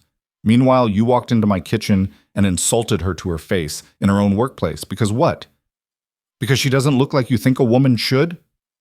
Jonas, I didn't mean, yes, you did. His voice was flat. You meant every word because that's who you are, Lydia. It's who you've always been, beautiful on the outside but ugly where it counts. He turned to address the room. You all hear me clearly. Miss Harrow has my complete respect and protection. Anyone who insults her, insults me. That goes for everyone, regardless of their past or their bank account. Lydia's perfect face flushed red. She stood, her movements sharp and angry. I see. I wondered why you never answered my letters, why you avoided me in town. Now I understand. You've traded down, Jonas, settled for someone who's just grateful you notice her at all. How very noble of you to rescue the fat girl and make her feel special. I'm sure she's quite devoted. The words hit Maggie like bullets, each one finding its mark. Rescued, devoted. The implication that Jonas's attention was charity, that her feelings were desperation, that she was a project rather than a person worth choosing. She felt something crack inside her chest, something that had been holding her together these past months, and suddenly she couldn't breathe in this room, couldn't stand to hear one more word. She yanked off her apron and ran, out of the kitchen, through the dining hall, past the shocked faces of 20 men, out into the cold March evening where the first stars were appearing in a darkening sky. She ran toward the tree line, her heavy body protesting every step, her lungs burning, but she didn't stop until she reached the edge of the forest where the ranch buildings were just distant points of light. She collapsed against a pine tree, her chest heaving, and finally let herself cry. Not quiet tears, but huge, shaking sobs that felt like they were tearing her apart. Because Lydia was right. Because Jonas had rescued her, had given her this job out of charity and determination to prove the town wrong, and somewhere along the way Maggie had been stupid enough to confuse kindness with love, had been desperate enough to believe that a man like Jonas Reddick could want a woman like her. Maggie. She spun around to find Jonas standing there, his coat forgotten inside, his face set in lines of fury that took her breath away. Don't, she choked out. Don't tell me she's wrong. Don't tell me I'm not your charity case, because we both know nothing. Jonas closed the distance between them in 2 strides. You want to know what we both know? We know that you're the bravest person I've ever met. We know that you make my ranch feel like home with nothing but flour and kindness. We know that you saved a child's life and taught my men to read and never once asked for anything in return. We know that I've been in love with you since the night you stood in front of 20 judgmental men and refused to make yourself smaller. Stop. Maggie was crying so hard she could barely speak. Stop saying things like that when there are women like her in the world. When you could have someone beautiful and refined, and I don't want someone beautiful and refined. Jonas's hands came up to frame her face, forcing her to look at him. I want you, exactly as you are. Every generous inch, every brave choice, every kind word. I want your cooking that tastes like love, your laugh that sounds like home, your stubbornness that won't let you quit even when the world tells you to. I want mornings where you're covered in flour, and nights where we wash dishes together, and a future where I get to wake up knowing you're the first thing I'll see. His voice broke slightly. Lydia's right about one thing. I did rescue you, but not from poverty or loneliness. I rescued you from wasting your life on people who couldn't see your worth. And you, he drew in a shaking breath, you rescued me right back. How? The word came out as barely a whisper. From thinking I didn't deserve softness. From believing that being hard was the only way to survive. From a life where every meal was fuel and every day was work and nothing ever felt like joy. His thumb brushed away her tears, gentle and sure. You taught me what it means to care for something beyond survival. You showed me that kindness isn't weakness and that love is worth the risk of being hurt. His gray eyes were steady on hers, unflinching and honest. So yes, I rescued you, and you rescued me. And Lydia can think whatever the hell she wants, but she doesn't get to poison what we have. What do we have? Maggie asked, her heart hammering so hard she thought it might break through her ribs. That depends. Jonas's voice went soft. Are you brave enough to believe you deserve to be loved? Because I'm right here, Maggie. I'm right here telling you that I love you, that I choose you, that I want to build a life with you. The only question is whether you're willing to take the risk and believe me. Maggie looked at him, this complicated, difficult, beautiful man who'd given her a chance when no one else would, who'd stood up for her against his own past, who was standing here in the cold dark telling her she was worth choosing. And she thought about the months she'd spent at this ranch, the life she'd built from nothing, the way she'd stopped making herself small and started taking up the space she deserved. I'm scared, she whispered. I'm so scared of believing you and being wrong. I'm scared too. Jonas's admission surprised her. I'm scared of not being enough for you, of not knowing how to love someone the right way, of building something beautiful and watching it break. But Maggie, his voice turned fierce. I'd rather be scared with you than safe without you. I'd rather risk everything than spend the rest of my life wondering what we could have been. And standing there under the cold stars with this man's hands on her face and his heart in his voice, Maggie made a choice. Not to stop being scared. She didn't think that was possible. But to be brave anyway. To believe that she was worth choosing, worth loving, worth building a life around. Yes, she said, and her voice was steadier than she expected. Yes, I want that. I want us. I want... Her voice broke. I want everything you're offering, Jonas, even though I'm terrified. His smile started slow and built until it transformed his entire face, making him look younger and lighter than she'd ever seen him. Good, he said simply. That's good. And then he was kissing her, his mouth warm against hers, his arms wrapping around her like he could hold her together through sheer force of will. Maggie kissed him back, pouring everything she couldn't say into the press of her lips, her hope and her fear, her gratitude and her desperate, fragile love. When they finally pulled apart, both breathing hard, Jonas rested his forehead against hers. Come back to the house with me, he said quietly. Walk in there holding my hand, let everyone see that you're mine and I'm yours, and let Lydia Ash choke on it. Maggie laughed despite herself, the sound watery but genuine. That seems petty. Sometimes petty is exactly what's called for. Jonas took her hand, his fingers lacing through hers with confident possession. Besides, the men are probably worried. Coleman looked ready to commit murder when you ran out. They walked back to the ranch house together, hand in hand, and when they entered the dining hall, the room went silent. Every man looked up from his dessert. Maggie had made apple pie before dinner, and their faces ranged from hopeful to concerned to openly curious. Lydia was still there, standing near the door with her coat already on, her expression sour. She looked at their joined hands and her mouth twisted into something ugly. I see, she said coldly.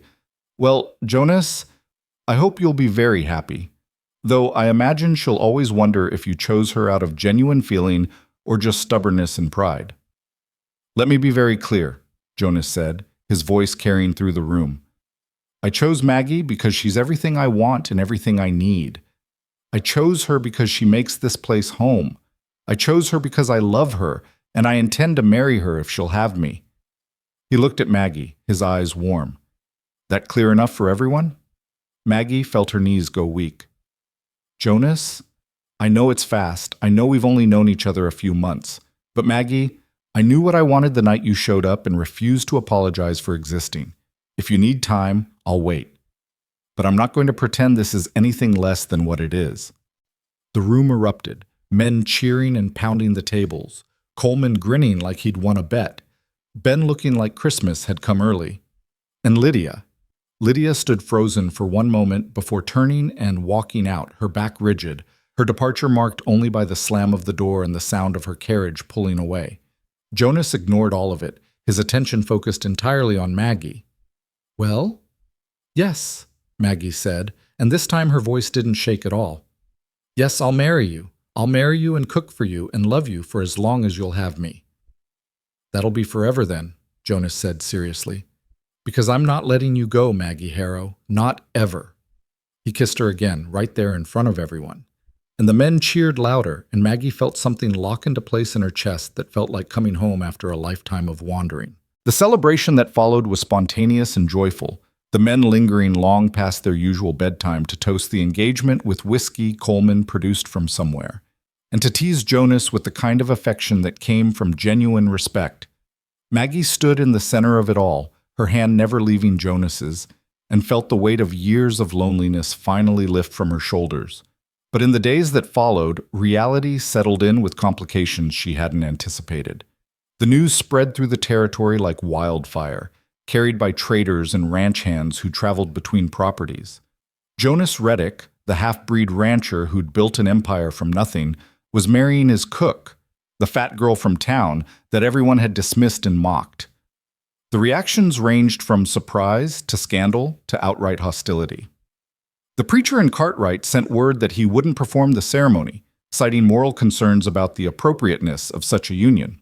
Two of the suppliers Jonas worked with wrote letters suggesting he reconsider, warning that a marriage to someone of Maggie's station and appearance might damage his business relationships. And Lydia Ash, from her father's estate in Cheyenne, made sure everyone within earshot knew exactly what she thought about Jonas's poor judgment and desperation. Maggie weathered each new insult with the stoicism born from a lifetime of practice. But Jonas burned with a cold fury that manifested in swift, decisive action. He fired the suppliers who'd questioned his choice and found new ones willing to do business without commentary on his personal life.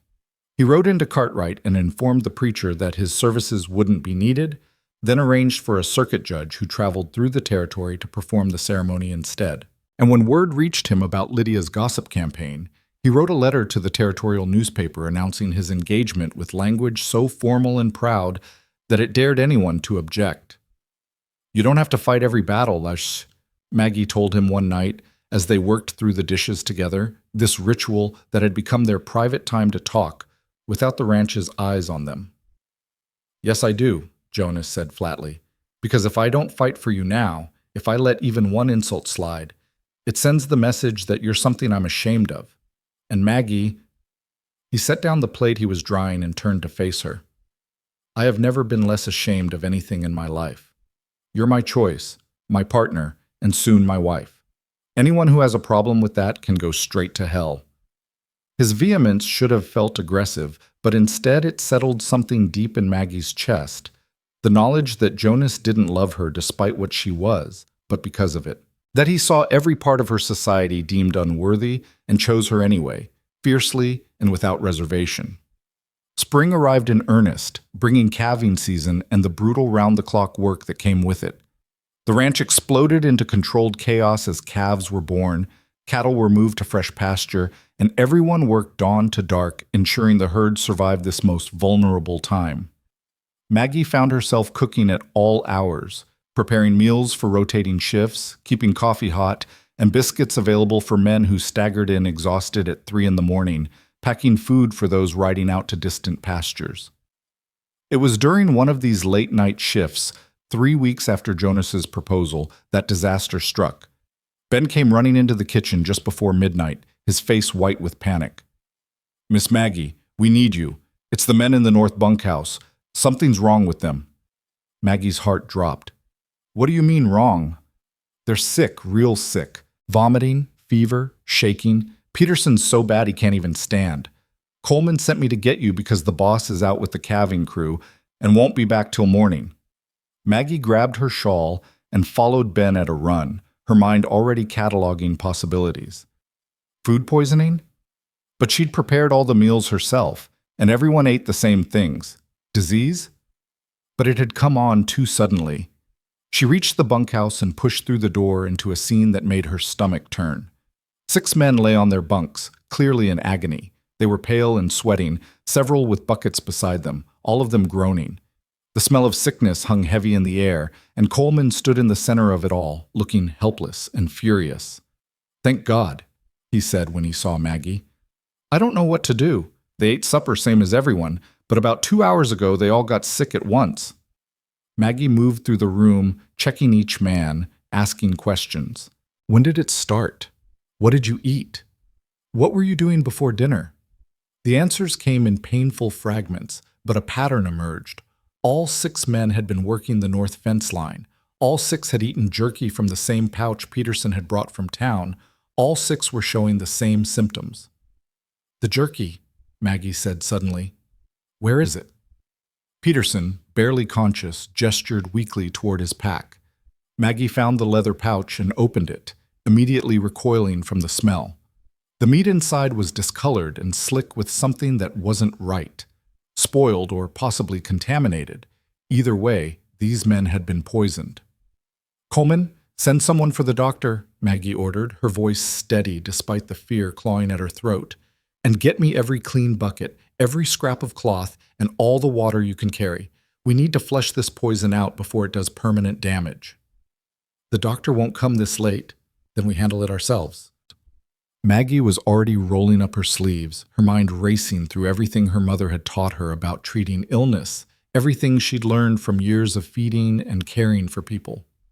"Boil water, lots of it, and find me ginger, peppermint, anything that settles stomachs. Move!" Coleman moved, and so did Ben. And suddenly Maggie was in charge of a crisis with 6 men's lives hanging in the balance and no training beyond common sense and desperate determination. She worked through the night, forcing the men to drink water even when they vomited it back up, using cool cloths to bring down fevers, mixing herbal teas that her mother had sworn by for purging poison from the body. She moved from bunk to bunk, her hands gentle but firm, her voice calm and reassuring even when the men cried out in pain or begged her to let them die. "You're not dying," she told Peterson firmly when he began to fade, his breathing shallow and his skin clammy. "You hear me? You're not dying in this bunkhouse because you ate bad jerky. You're going to fight, and you're going to live, and tomorrow you're going to be embarrassed about how much you complained." Peterson's eyes focused on her with something like hope, and he nodded weakly. Maggie spooned more of her herbal mixture into his mouth and prayed she was doing the right thing. The doctor arrived at dawn, roused from bed by Coleman's insistence and Jonas's name. He took one look at Maggie's treatment, the water regimen, the herbal teas, the careful monitoring, and nodded grudgingly. "You probably saved their lives. Food poisoning this severe can kill, especially if they'd kept that poison in their systems. Keep doing what you're doing." He left medicine and instructions, but Maggie barely needed them. She'd already figured out what needed to be done, and she wasn't stopping until every man was out of danger. Jonas returned mid-morning to find Maggie still in the bunkhouse, exhausted and covered in sweat, but refusing to leave her patients. His face went through a series of expressions: shock, concern, fear, and finally something that looked like awe. "Maggie, you've been up all night." "They needed help," she said simply. "I couldn't let them suffer." "The doctor said you saved them." "The doctor did the saving. I just kept them alive long enough for him to arrive." Jonas crossed the room and pulled her into his arms, not caring that she was a mess or that his men were watching. "You're remarkable," he said quietly. "You know that? Absolutely remarkable." Maggie sagged against him, suddenly aware of how bone-tired she was. "I was terrified the whole time.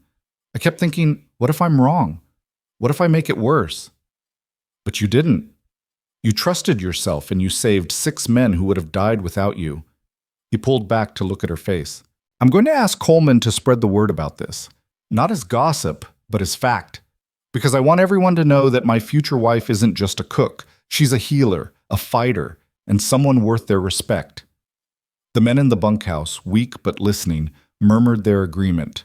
Peterson, still pale but clearly recovering, raised his hand slightly. "Miss Maggie, I'm sorry for every cruel thing I ever said, every joke I made. You didn't have to help me after how I treated you, but you did anyway. That's—" His voice cracked. "That's more grace than I deserve." "Everyone deserves grace when they're suffering," Maggie said gently. "That's what makes us human." Over the next week, as the men slowly recovered and word spread about what Maggie had done, something shifted in how the territory viewed her. The same people who'd gossiped about Jonas's poor choice began talking about the Reddick cook who'd saved 6 men from poisoning with nothing but herbs and determination. Traders brought her gifts, medicinal supplies, recipe books, lengths of cloth for her wedding dress. Women from neighboring ranches appeared at the door asking for her advice on treating sick children or husbands. And the town of Cartwright, which had dismissed her for 27 years, suddenly remembered her name. Maggie handled it all with bemused grace, accepting the praise but deflecting attention back to her work. She had meals to cook, men to feed, and a wedding to plan that was growing larger and more complicated by the day. Jonas wanted a small ceremony on the ranch with just the hands and a few trusted friends. But Coleman had other ideas. "Boss, half the territory wants to witness this. You're making history here. A man who built his ranch with his own hands marrying the woman who saved his men's lives. That's a story worth celebrating." So the small ceremony became a larger affair, planned for a Sunday in May when the calving was done and the ranch could spare a day for celebration. Invitations went out to neighboring ranches, to business associates who'd stood by Jonas through the scandal, to the handful of town folks who'd shown Maggie kindness over the years. And to Maggie's surprise, most of them accepted. The preparations consumed the ranch. The men threw themselves into cleaning and repairs with enthusiasm that bordered on competitive, each crew trying to outdo the others. Tommy and Ben constructed an arbor out of fresh-cut pine and wildflowers. Coleman organized a barn raising for a new structure that would become Maggie and Jonas's private home, separate from the main house. And the other ranches sent contributions. A smoked ham from the Sutherlands, preserves from the Chen family who ran the hotel, a beautiful quilt from a women's sewing circle that had never invited Maggie to join, but apparently wanted to be part of her happiness now. Through it all, Maggie cooked. She prepared food for the workers, planned the menu for the wedding feast, and spent her evenings with Jonas, talking about their future in quiet voices while they washed dishes together. "Are you nervous?" he asked her one night, 2 weeks before the wedding. "Terrified," Maggie admitted. "Not about marrying you, that's the only thing I'm sure of, but about everything else. About being a rancher's wife, about living up to everyone's expectations, about—" She paused. "About whether I can really be what you need." Jonas set down his dish towel and took her hands, his grip warm and steady. "Maggie, you're already what I need. You're my partner, my comfort, my home. The wedding doesn't change that. It just makes it official. And as for being a rancher's wife," he smiled slightly, "you've been doing that job for months already. You feed my men, care for my ranch, and make every day worth waking up for. The only difference after the wedding is that you'll be doing it with a ring on your finger and my name attached to yours." "Maggie Reddick," she tested the sound. "It feels strange." "It feels right," Jonas corrected. "Like it was always supposed to be this way, and we just took the long way around to getting here." 3 days before the wedding, a wagon appeared on the ranch road, moving slowly and carefully. Jonas was the first to spot it, and his expression shifted from curiosity to shock to something that looked like joy. "Maggie," he called, his voice urgent. "Maggie, come here." She emerged from the kitchen, wiping her hands, and followed his gaze to the approaching wagon. As it drew closer, she could see a figure in the back, small and familiar, waving frantically. "Is that—" She couldn't finish the sentence, couldn't believe what she was seeing. "Running Bear," Jonas confirmed, already moving toward the wagon. Old Pete Running Water pulled the horses to a stop and climbed down with a grin. "I bring wedding gift," he announced. One grateful family and one boy who would not stop talking about the woman with the kind heart. Running Bear jumped from the wagon and ran straight to Maggie, throwing his arms around her waist and chattering in rapid Lakota. Behind him came a woman, thin and weathered, with sad eyes that brightened when they landed on Maggie, and an older man with gray braids and a face marked by hardship. "His parents," Pete explained. "His father says—" He translated as the older man spoke, his voice formal and respectful. "He says you saved his son's life. He says his family owes you a debt that cannot be repaid, but they wish to witness your marriage and offer blessing. He says—" Pete paused, his own voice growing emotional. "He says you are proof that not all white hearts are closed. and his son will remember your kindness when he is a man and makes choices about who to trust in this world." Maggie's vision blurred with tears. She knelt in front of Running Bear, taking his small hands in hers, and tried to find words adequate to the moment. "Tell them," she said to Pete, "that Running Bear was the blessing. That caring for him reminded me what I was capable of, what I could be if I stopped believing what cruel people said about me. Tell them," her voice broke, "tell them their son helped save me as much as I helped save him." The translation took time, with Running Bear's father speaking at length in response. When he finished, Pete smiled. "He says the spirits brought his son to your fire for a reason. He says you and Jonas Reddick are proof that good people exist in all nations, and he will tell this story to his grandchildren so they remember that judging by appearance is the way of fools." Running Bear's mother approached Maggie, her movements tentative, and held out a bundle wrapped in soft leather. Inside was a dress, beautifully made, with intricate beadwork and patterns that meant things Maggie didn't understand but could feel were significant. "For wedding," Pete translated.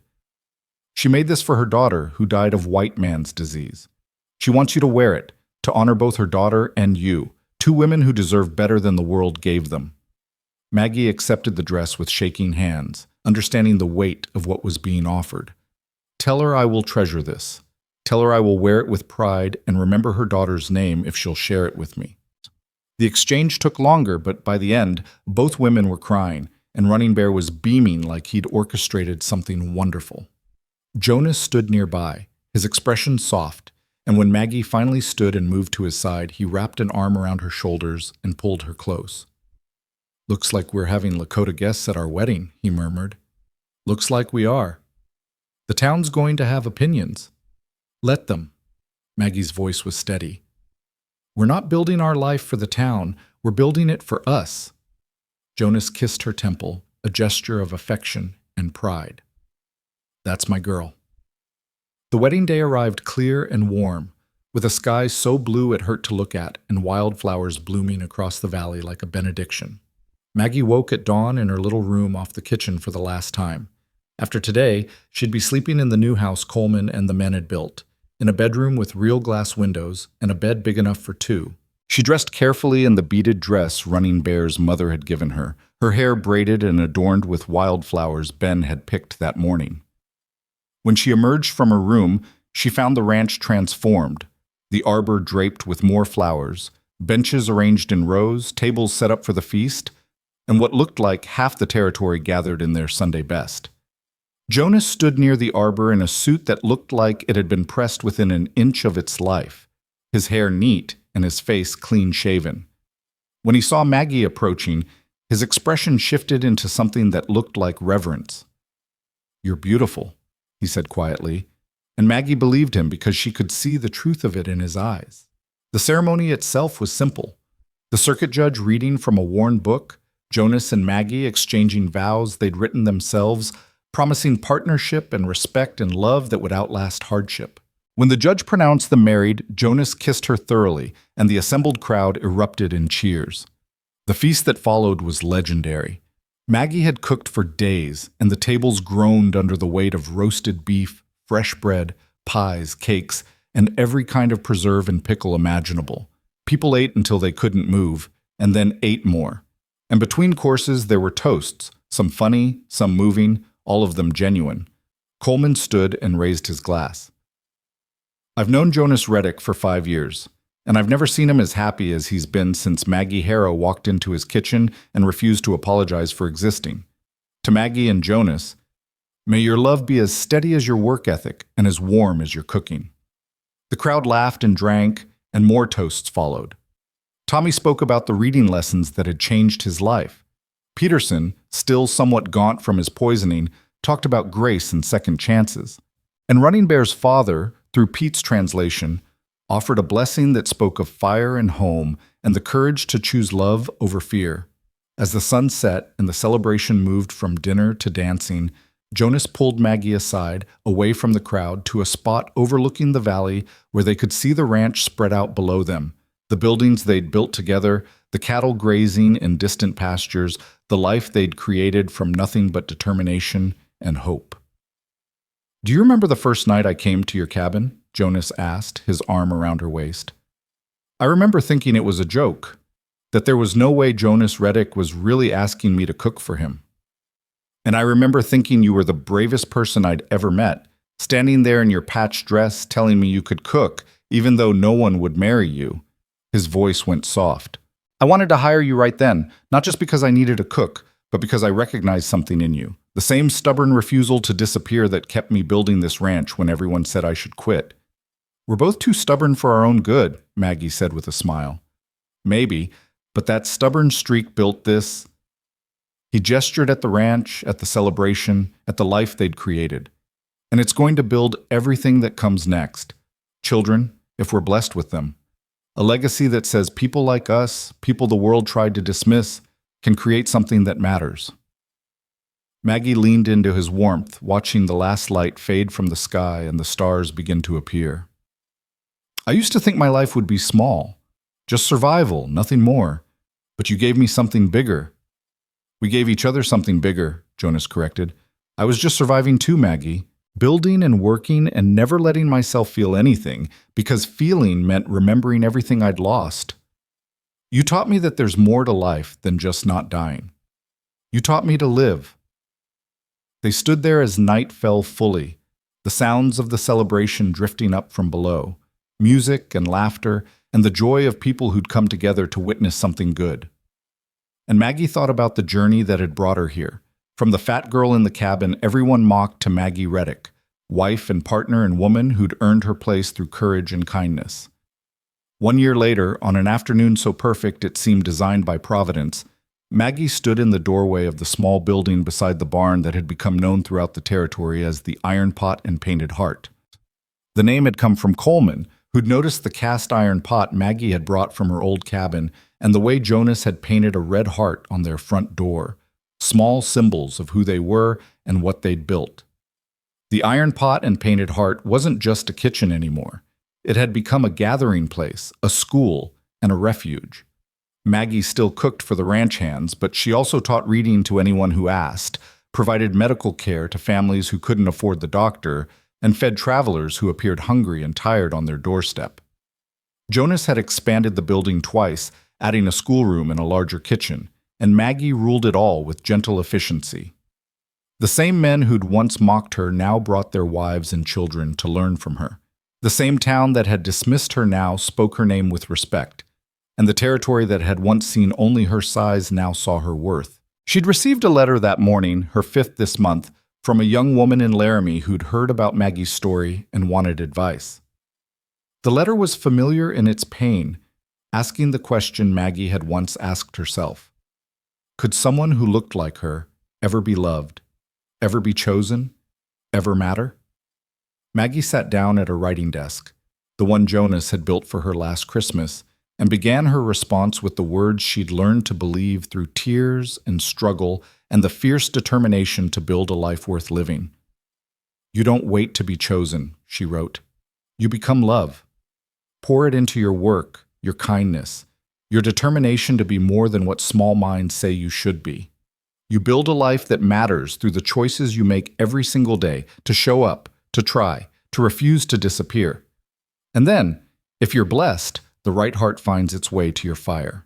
Not because you're perfect or beautiful by the world's standards, but because you're real and brave and worth knowing. That's the truth I earned in sweat and tears and the daily courage to believe I deserved more. And it's the truth I'm passing to you now. You're worth more than their cruelty. You're worth more than their judgment. You are worth everything. She sealed the letter and set it aside for Jonas to mail when he rode to town tomorrow. Then she stood and walked to the window, looking out over the ranch that had become her home. In the distance, she could see Jonas working with the men, his movements efficient and sure. He'd look up soon, she knew, searching for her like he always did, needing that visual confirmation that she was there, that this life they'd built was real. As if summoned by her thoughts, he turned, found her in the window and smiled, that real smile that he only gave her, the one that said she was his home as much as he was hers. The hearth behind Maggie burned steady, just as it had every day since she'd arrived at Reddick Ranch, and learned to believe she was worth choosing. The kitchen smelled of bread and coffee and all the small comforts that made a house into a home. And outside, the Wyoming sun painted the valley in shades of gold, while the mountains stood eternal and unmoved, witnesses to the truth that love wasn't about beauty or perfection or meeting the world's expectations. It was about showing up, about pouring yourself into every meal, every kindness, every brave choice to be more than the sum of other people's cruelty. It was about finding someone who saw your worth and reflecting it back until you could finally see it yourself. Maggie had been called the fat girl in the cabin, dismissed and mocked and told she should be grateful for scraps. But she'd become Maggie Reddick, wife, teacher, healer, and keeper of home's taste. She'd become the woman who saved a dying child, who healed 6 poisoned men, who taught cowboys to read, and who loved a complicated rancher with the same fierce determination she brought to everything else. She'd become love itself, poured into flower and kindness, and the daily courage to believe she mattered. And in becoming that, she'd found everything she'd once thought impossible: a home, a purpose, a man who chose her, not despite what she was, but because of it, and a life that proved the world wrong about what one dismissed woman could become. As Jonas started walking toward the house, his boots crunching through spring grass, his face turned up toward her window, Maggie smiled and moved to meet him. Because this was their life now, built together from nothing, sustained by love and work and the stubborn refusal to be less than they deserved. And it was complete.